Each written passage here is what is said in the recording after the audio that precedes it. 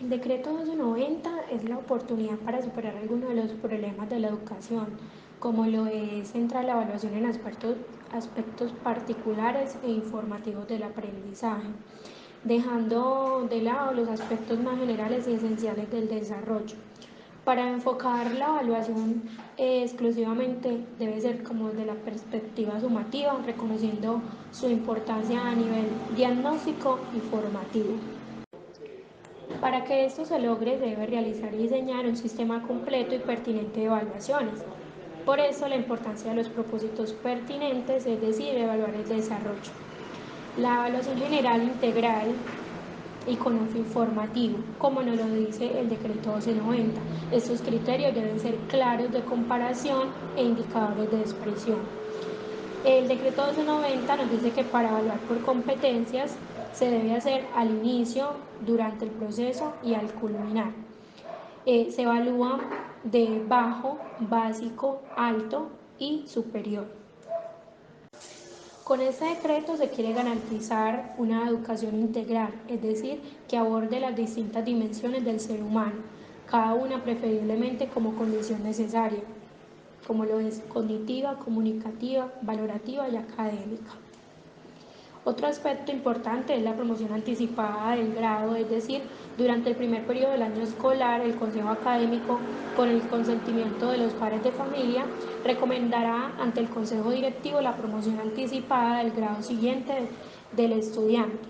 Esto sí, que demuestre un rendimiento superior en el desarrollo cognitivo, personal y social en el marco de las competencias básicas del grado que cursa.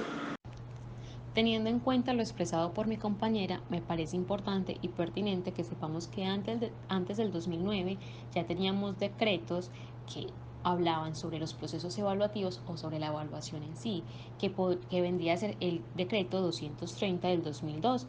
Y me gustaría hacer como una pequeña comparación entre ambos, entre el decreto 230 de 2002 y el decreto 1290 del 2009.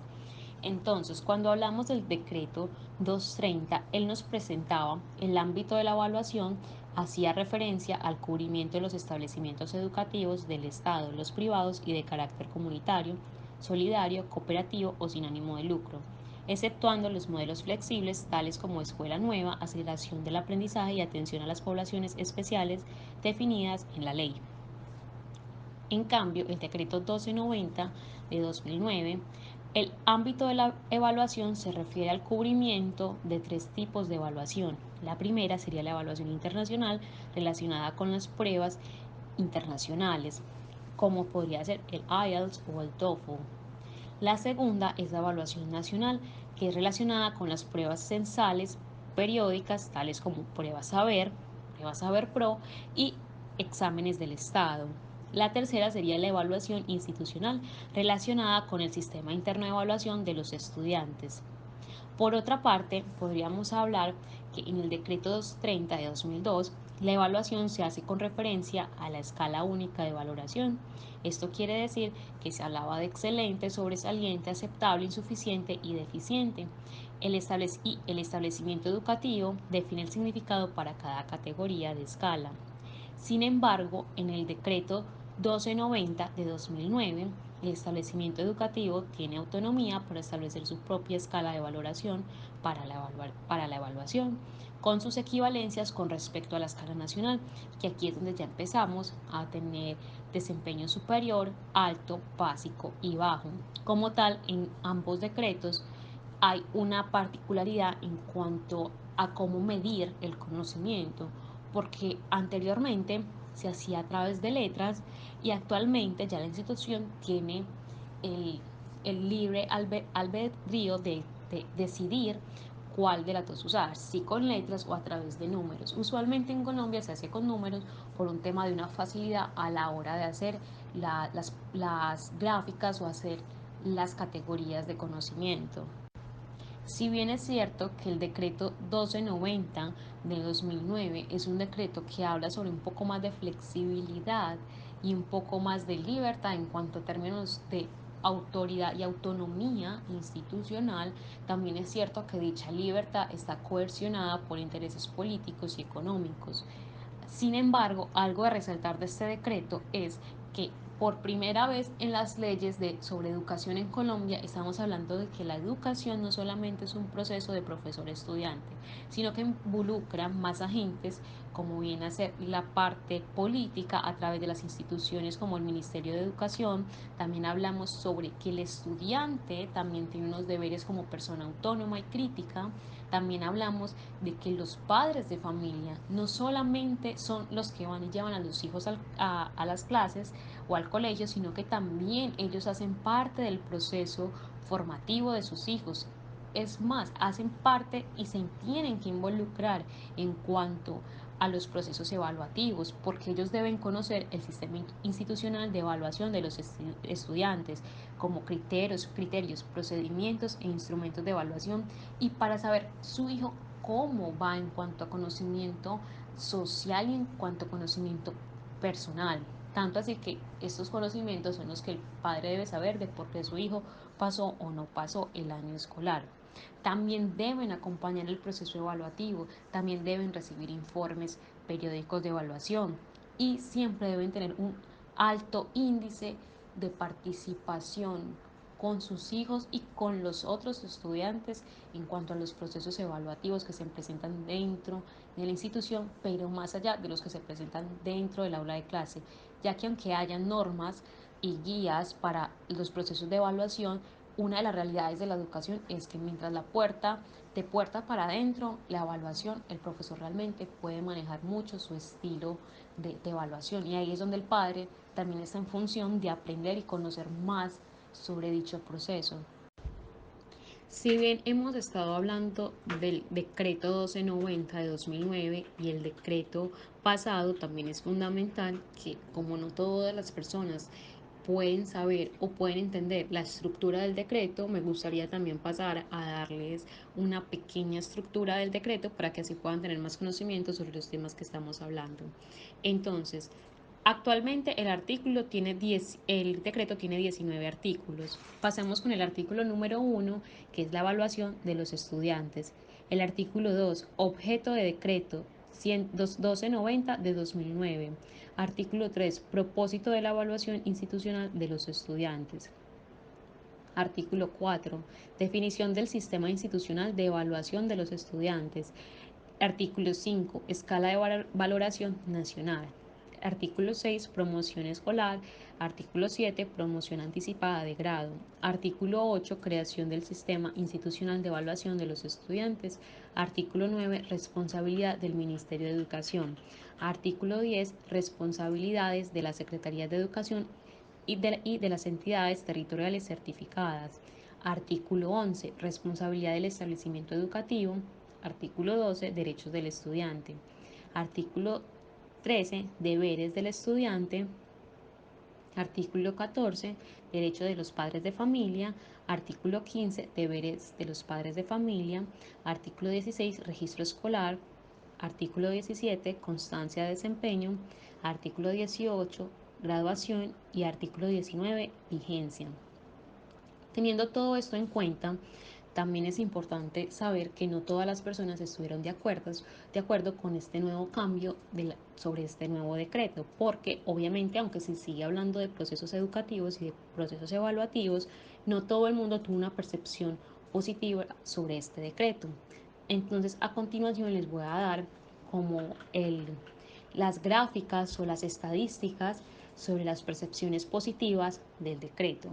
Entonces, el 33% dice que acaba con la mediocridad educativa.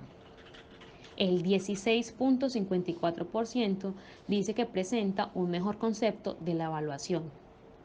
16.2% dice que fortalece la autonomía institucional. El 12.6% dice que fortalece la evaluación como proceso.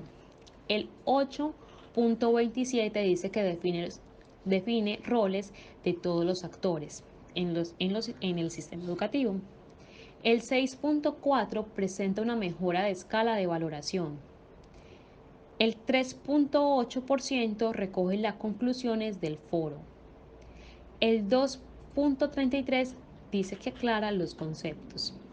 Y el 0.78% dice que supera el concepto de asignatura.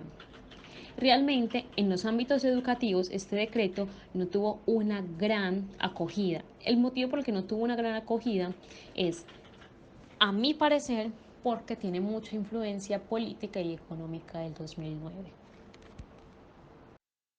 Bueno, yo voy a complementar un poco la información que acaba de dar mi compañera, pero quiero dar inicio hablando de la Constitución Política de Colombia, más exactamente en el artículo 67, donde se contempla la educación como un derecho que permite a los niños, a las niñas y a los jóvenes el acceso al conocimiento, a la ciencia y a los demás bienes y valores que tiene la cultura.